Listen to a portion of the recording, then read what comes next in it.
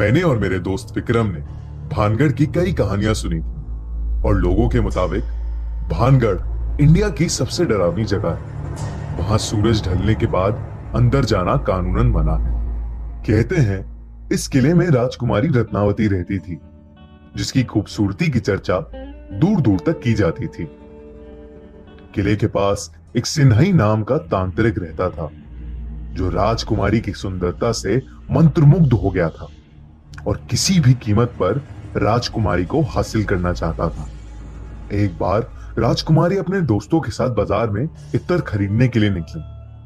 उस तांत्रिक ने ये देखा और इत्तर में काले जादू की मदद से ऐसा कुछ मिलाया जिसे लगा कि राजकुमारी उसके वश में हो जाती।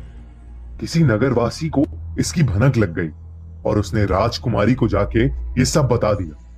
ये सुन के राजकुमारी ने वो इत्तर की बोतल महल के बाहर फेंक दी और वो चट्टान पर जा गिरी। काले जादू के कारण वो चट्टान उस तांत्रिक की ओर आकर्षित हुई और उसे कुचल डाला।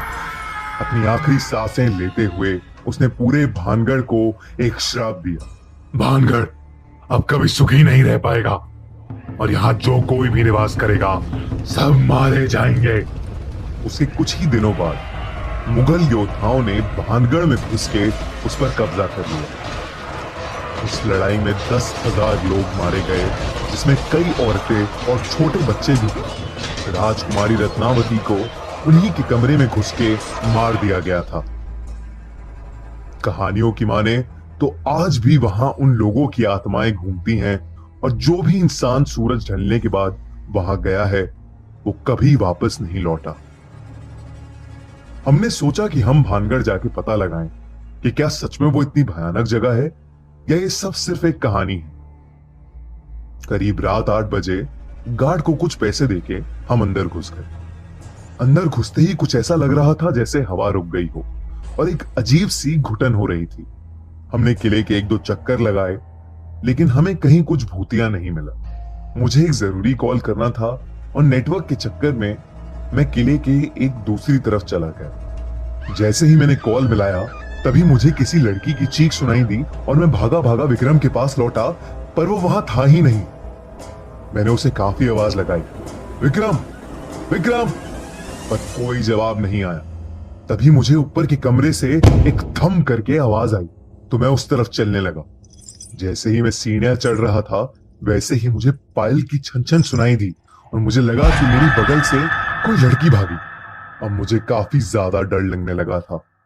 मैं फिर चिल्लाया, विक्रम विक्रम। मैं महल का हर एक कमरा देख रहा था। तभी मुझे एक कमरे की खिड़की की तरफ विक्रम खड़ा दिखा और मेरी जान में थोड़ी सी जान आई। विक्रम कहां था यार तू? जल्दी चल यहां से, गलत आ गए हम यार, प्लीज चल यहां से, चल जल्दी से। विक्रम ने कोई जवाब नहीं दिया। मैंने जैसे ही उसका हाथ पकड़ा वैसे ही पीछे के दरवाजे से मुझे विक्रम की आवाज सुनाई दी। जब मैंने देखा कि विक्रम तो अभी दरवाजे से आया है और मैंने जिसका हाथ पकड़ा है वो कोई और है, तो मेरी बुरी तरह हालत खराब हो गई। जैसे ही मैंने उसका हाथ छोड़ा उसने मुझे मुड़ के देखा। उसे देख के मैं कांपने लगा और पीछे गिर पड़ा। विक्रम ने मुझे उठाया और हम दोनों भागे भागे वहां से निकले। मैंने उसे बताया कि मेरे साथ क्या क्या हुआ और विक्रम ने बोला कि उसे भी महल में किसी लाल साड़ी वाली औरत का भूत देखा। हम वहां से बच के अपने घर तो आ गए, लेकिन उस घटना के बाद अब हम कभी भानगढ़ की कहानियों को नजरअंदाज नहीं करते और ना ही किसी को वहां जाने की सलाह देते हैं।